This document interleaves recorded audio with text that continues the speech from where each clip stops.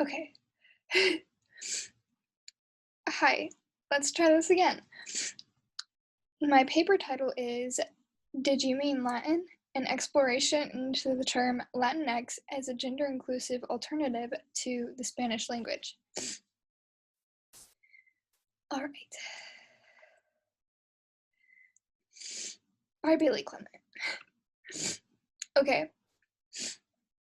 Introduction and questions. The purpose of this investigation into the normalization of the term Latinx in the United States of American society is to get a more widely recognized understanding of its use, if it is the best alternative to what some claim is the already inclusive Latino. How are people mitigating the gender binary inherent in Spanish grammar? Is Latine a more reasonable term than Latinx? Who uses Latinx? What are the reasons for its popularity? Why is it controversial? Who is against the term? Those are kind of some questions that I will be answering in this paper presentation, kind of. Okay. Previous research was kind of difficult for me to find. I couldn't find anything on exactly my topic of the actual use of Latinx. You know, people are using it in a normalized way already.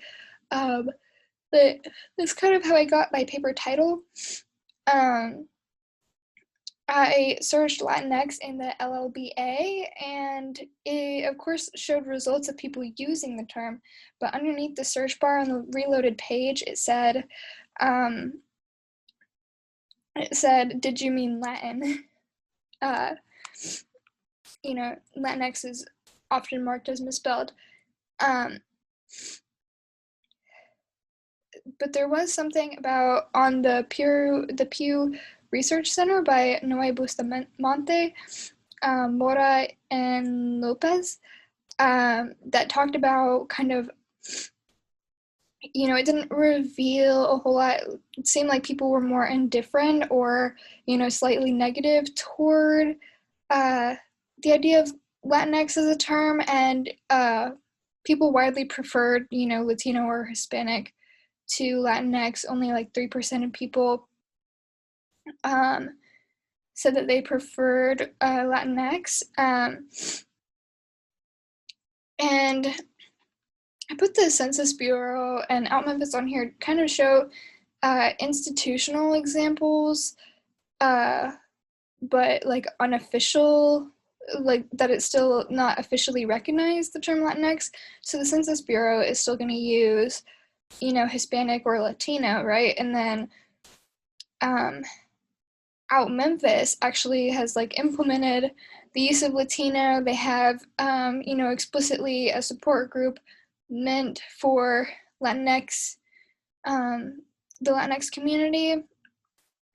And I put review of conventions of Spanish on here just to quickly say something like, you know, English being my first language, when I learned Spanish, and they were teaching the colors and stuff, it's always default masculine, amarillo, morado, you know, those masculine kind of resting forms, and then it's altered, and then it becomes changed when you're using it to describe something with a feminine grammatical gender. Then it becomes amarilla or something. So there's a lot of instances of just kind of like that default. You can also see it in something like señor, like it doesn't even need an O at the end, but then señora, like you have to add that that A. And just some instances if you're not familiar with Spanish. Why Latinx? Why this paper? So why this paper? It's important to not only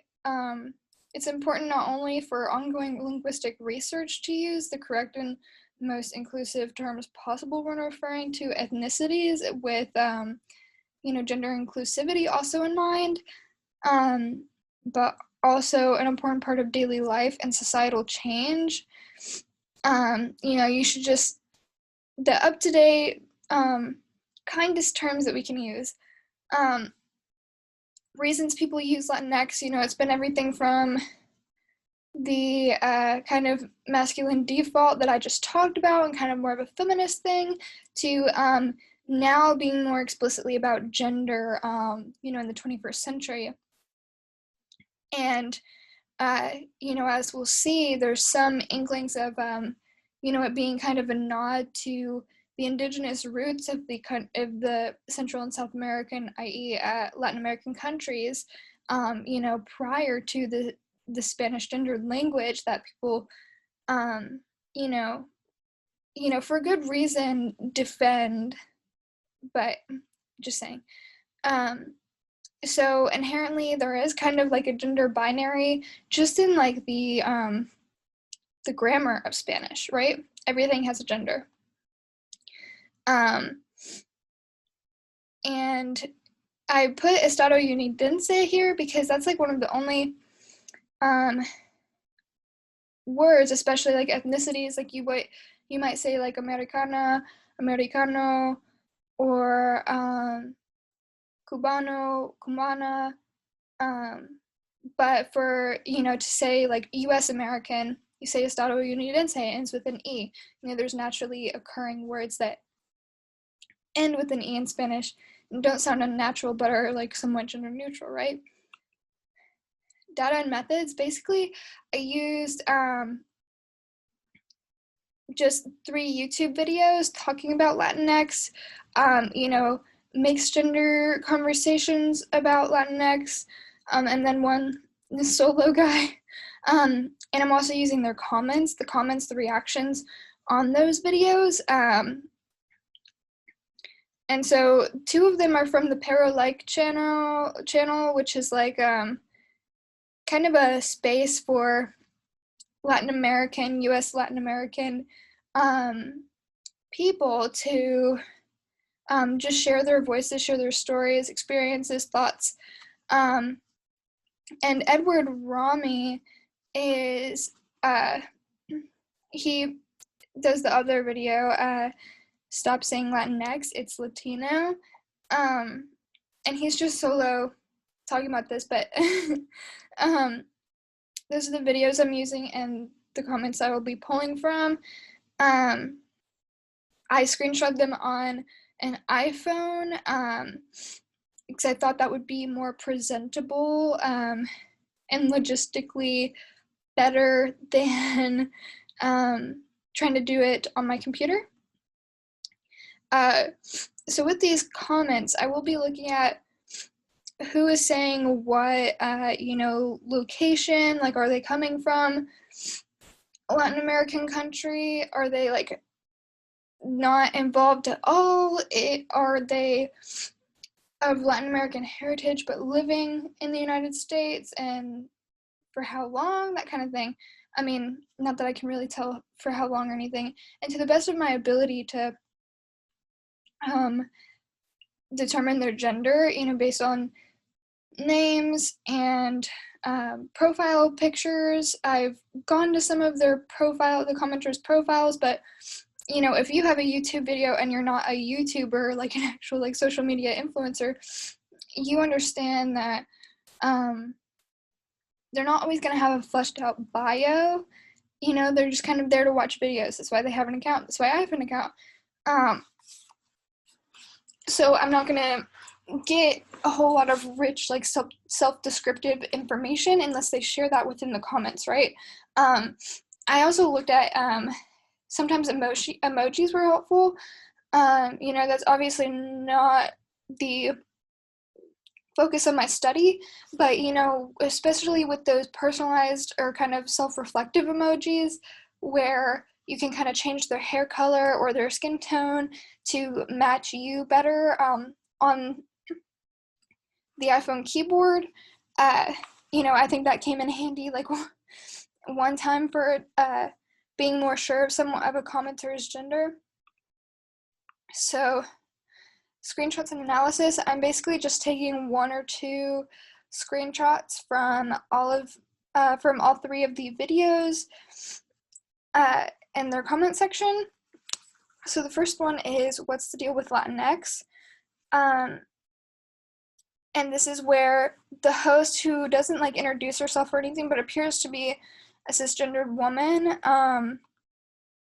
sits down with a non-binary Luna to talk about Latinx.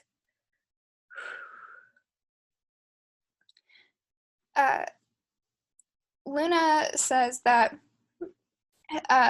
they believe that the term Latinx leaves space for people who are non-binary, and the host has said, if you don't like it, don't use it. And then Luna also hinted at kind of a term evolution. It's holding that space open, but it's kind of, for the time being, they're not saying it's like the perfect term or anything. And trends in the comments are like phonetics, the default masculine thing, questioning of authenticity of identities, which basically what I mean by that is, kind of invalidating someone of Hispanic or Latin American heritage, because they don't, still live in Argentina or something, and because like they grew up with or maybe resonate more with US culture, maybe that's more what they know, and you're like judging them for not knowing the language. And but so Alvaro Babella here says, Spanish is my native language and I speak it properly. That's why I'd never use the term Latinx. If you want to use it, do as you please, but I don't expect the rest of it, but also don't expect the rest of us to start using it.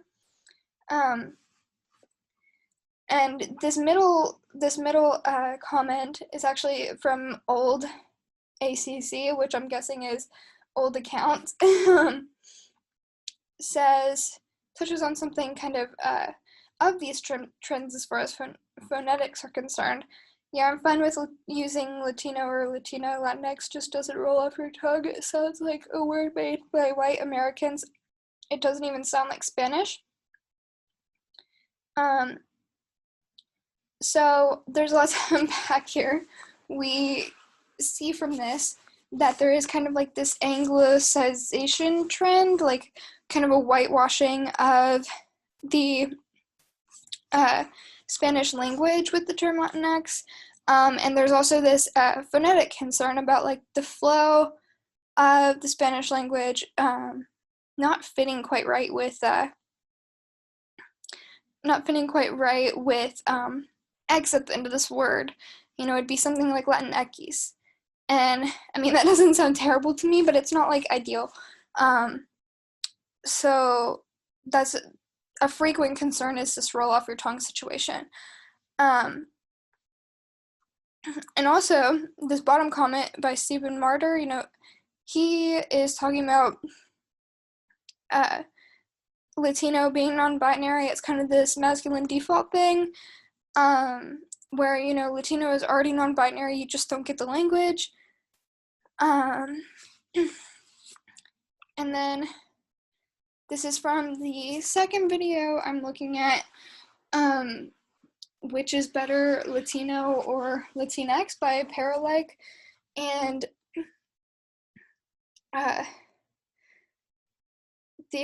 so this is like a pretty, like a bigger group, a mixed gender group. Roz was the only gender fluid or non-cis person there.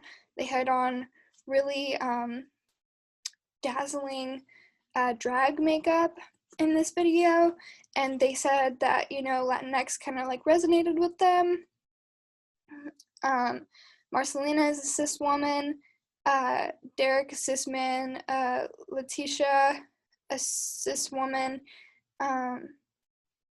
Carolina a cis woman, and Elvis a cis man. So it is kind of a miscellaneous grouping, but we're only getting kind of one gender fluid perspective from this. Carolina, you know, it was mostly people agreeing with each other, right, in this video, but Carolina was actually the most divisive for, like, her saying that the term and these labels can be divisive and be confusing. And of course, you know, there's some truth to that. We see this in the comments. She says, I don't think it's going to come down to a word, it's going to come down to an attitude. And then Derek brings up this kind of indigenous perspective of kind of what they've lost in terms of culture and language. You know, he also mentions that some indigenous languages didn't even have gender as a concern or a thing. Marcelina mentions her feminist reasons for Latinx, mainly, you know, she says her father didn't speak Spanish to her, so she learned it in school, and when they got to the point where, you know, they teach you that as soon as a guy walks into the room, even if it's full of females and he's totally outnumbered, then it goes from being ellas or Latinas to Latinos or ellos, you know, the default masculine thing again. And, you know, we kind of get this starting point thing from this Paralike video as well. So for this, I just took a screenshot of Alex Rodriguez, who kind of helped me out a bit and, you know, identified herself as a girl for me with this comment and replies to this comment. So she says, I just believe that these non-Spanish speakers can't understand that Latino is legit the gender neutral term. Yes, it has two meanings, but I'm a girl and I'm a Latino and a Latina. Aside from basic Spanish grammar, if they don't like the O in Latino, then they can use Latin. It's honestly right there to use, but they want to create a new word for something that already exists. So this is interesting because there is in Spanish what you would refer to the dead language Latin as is Latine with you know, the accent over the I before the N, right? And so that's the only way that I see it kind of fitting in the flow, the same flow of Spanish without a similar disruption to X, to the word ending with X. And of course we see from Alex Rodriguez that she is also touching on this Latino is gender neutral. There's nothing wrong from it from the start. To continue, just because this was probably the richest data pool and the longest video that I focused on. So Mary L says Latinx is not even used in Latin America. It is a creation from the US. You can't even pronounce it in Spanish. You know, I wouldn't go as far to say that you can't pronounce it. It would be something like Latinx. But, you know, it's a similar sentiment to what we've seen before. It's phonetically more complicated than Latino, what we're used to. And while this is, you know, what she's also talking about fascism and genocide of indigenous people, like, these are big deals. These are things that we should be talking about as well, but it also functions to minimize the conversation that's being had about the power of a name, right? Power of naming something and validating identities. What's also interesting here is that the replies here mention Latine as an alternative. I've seen it pronounced Latine. That doesn't sound any different to me than how you would say the dead language in Spanish. So moving on to the final video and its comments, Edward Ramey's Stop Saying Latinx, It's Latino video. Ramey's About page defines him as a gay Latino conservative who talks culture, lifestyle, politics. He thinks that the advocates for the term Latinx are elitist, not focusing on, worse things that are happening to the Latin American community, similar kind of minimization of why it might be valuable. And also we see this kind of catastrophization, magnification, exaggeration of, we have to go and add X to the ending of all the words now, and a vast majority of Spanish words end with some kind of vowel or gender. So, yeah, and he said that sounded like a tampon brand. I just added the cotex and playtext because they actually came to mind, and I was like, oh, they do end in X, don't they? He says that most Latinos reject the notion of non-binary. Yeah, and this was in the description of his video, only 2% of Latinos prefer Latinx. This seems to be kind of indirectly citing the Pew Institute research that I mentioned earlier. But, it's not quite the same because he's saying 2% and it was 3%, and I understand that's not like a ginormous difference. But yeah, and so here are some of the comments. This top comment is seeming to kind of contribute to this like SJW social justice warrior kind of narrative, with the Latinx being virtue signal, whereas Latin is gender neutral. I think there's more than one reason why people are not flocking toward Latin specifically, because of some of the reasons I mentioned, because it means, Latin, like the root of their language, and because it's not quite in the descriptive grammatical function, or how descriptors function in Spanish. A lot of them end with vowels. And we also see this kind of exaggeration here with the carne asada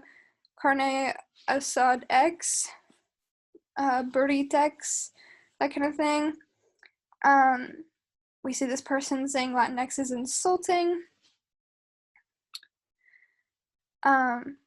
Conclusion. So I focus most of my conclusion on, future study. So yeah, I'm just gonna leave this funny here for you guys. And but I am actually interested, like, why do tampon brands end with X? But further study could delve deeper into the emergence of Latine as a more grammatically correct and truer to Spanish gender neutral form. I'm kind of in concurrence with that. I think it sounds better and looks better, even though it still is misspelled. I would like to see more research talking about that, because we saw like inklings of it maybe gaining more momentum. And Latine can be taken a step further to investigate pronouns like ella. I've seen a lot of ella on social media. I'm very interested in this, and also, like how someone's preferred pronouns might transfer or translate into another culture, to another language. And, multilingual pronouns listed in bios on social media and that kind of thing. I think that would be a very interesting thing to look into that I simply do not have the length, room in my paper, or time to investigate right at this moment. We could also, toy with this political correctness versus inclusivity concept more. X applied to other languages, you know, like maybe French Canadians versus French people in France, the French language in France, you know, maybe there's some kind of alterations that are not welcome, controversial, or, you know, do attempt to just try to be more inclusive and are controversial in that way. You know, something like that would be interesting. But, you know, just to touch on the trends in my study that I mentioned kind of throughout this presentation, respect and knowledge of language frequently used as an argument from native speakers. So we saw this kind of with this, you don't know the Spanish language, you don't know what you're talking about, how are these non-native speakers going to like appropriate this and that kind of thing. Latine proposed a few times. You know, I talked about this kind of exaggeration of X has to be at everything now, at the end of everything now. Kind of a minimization, you know, there are bigger fish to fry in the world, so gender and addiction should be low on the list, you know. And kind of US only thing, this is also a really big thing. You know, I'm not entirely convinced about that, but the nature of the videos, the fact that they don't have accessible Spanish subtitles, they all have only auto-generated English subtitles, with a couple of the videos having additionally auto-translate, which you know, I don't know how much better that's going to be than just reading the auto English. You know, they're not necessarily making it themselves as understood as possible to their global community, and it doesn't seem like they're really bringing in a whole lot of people who have lived in a Latin American country longer than the US, might not know everything about the US to talk about this on their channels with. So, you know, I just don't know how far-reaching or accessible they're being to really change the "it's only a US thing" narrative. And also, you know, ethnocentrism, there's kind of, well, no one says it necessarily explicitly, there's kind of like this taking offense to this alteration and gender neutrality of the Spanish language, or attempt at it anyway. You know, it's not governmentally, institutionally recognized in that way. There is kind of like a, you don't understand the Spanish language enough, that kind of thing, which is kind of accusational of, you know, ethnocentric. It has ethnocentric tones. But okay, that's all I have for you guys. Thank you. Thank you for bearing with me, and goodbye.